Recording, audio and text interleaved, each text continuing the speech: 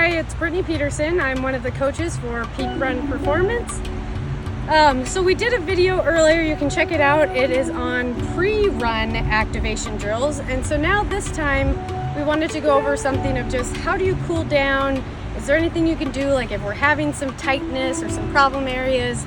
So we wanted to do a post-run activation series, but really it's like a deactivation. It's regaining some of that mobility, working on some of that stiffness in order to just kind of wind down after the run and set you up for better recovery, not feeling so tight, and just kind of being mindful of where your body is at after the run. So once again, it's me and Onyx, so we will get going on what this routine looks like. All right, the first thing you can do in your post-run kind of recovery series, I like to do just a little bit of form drills, so not as formal as before a workout or before a race, but the idea here is just getting some mobility back.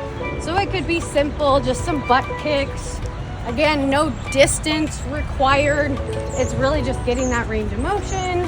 Add some high knees in there. I like to add in skips. So really this can be determined by you and what your problem areas are or where you're feeling tightness. We can add some more formal skips.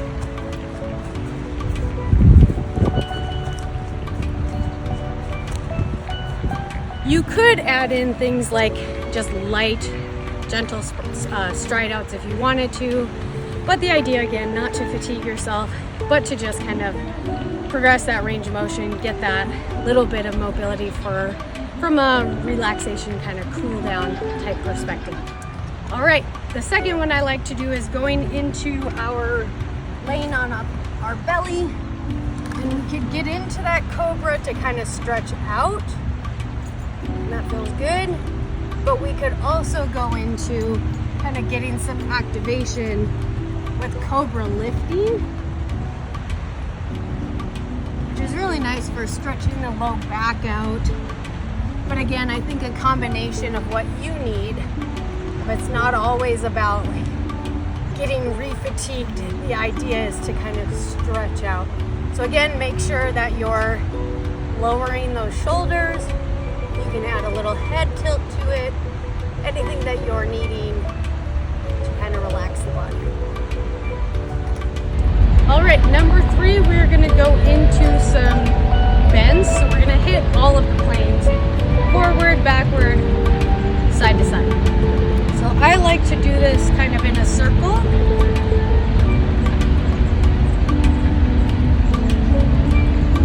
I think being mindful though of rotating your circle, or you could do it 10 on each direction. But I think the variability helps. So now I'm going to switch directions. I like getting that hamstring stretch, but not like a crazy long stretch. Still kind of that dynamic aspect to loosening everything up after a run. All right, the next one we are going to work on our hips a little bit more specifically. So here I like to do the hip hikes. So again, finding that core position and then dropping the hip and raising the hip. So you're gonna feel a lot of this work in that standing leg, but it's gonna feel good on both hips. So 10 on either side, and then we'll switch sides, find that core position, drop, and raise.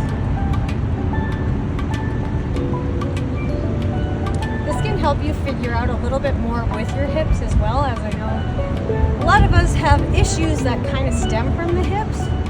You can get an idea of, am I struggling a little bit more? Do I have less motor planning, or is it just less natural? And that could help us kind of problem solve what's going on with our running gait. All right, the next one we can get into a little bit more core activation, not crazy aggressive, but some good things for mobility. So we can get into all fours. Again, make sure that we're not dropping our back. Find that core positioning.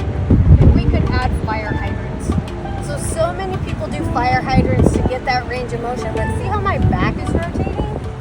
So So it really shouldn't be a huge movement because I'm holding my core tight and I am making sure that I'm finding that glute and I am activating. So I do that on both sides, 10 repetitions. Paying attention to that core stability and that specific glute activation. We could add in bird dogs, where the idea here is getting that control, getting that activation, finding that glute from a different position.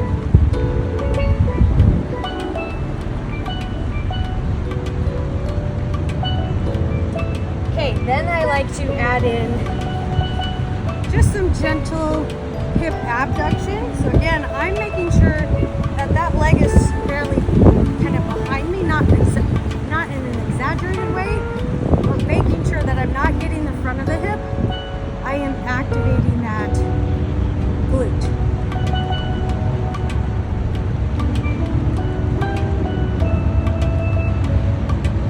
Okay, and then doing the same thing for that other.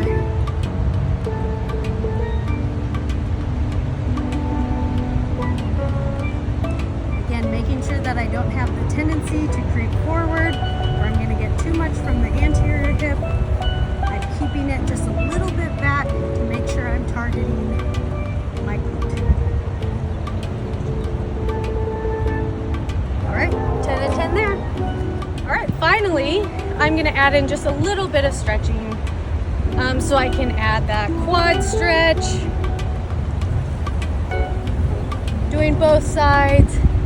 I can redo that hip flexor stretch. I can go into that calf stretch.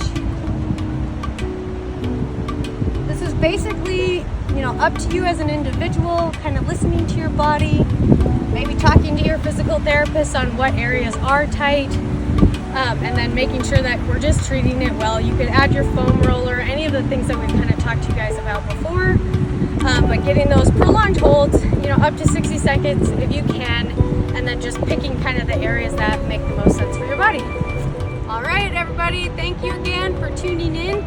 That was our post-run kind of recovery routine. You can make it what it needs to be for you and based on your time and things like that, so it does not have to be a rigid thing, but doing a little bit is better than doing nothing. Tune in with Onyx and I again down the road.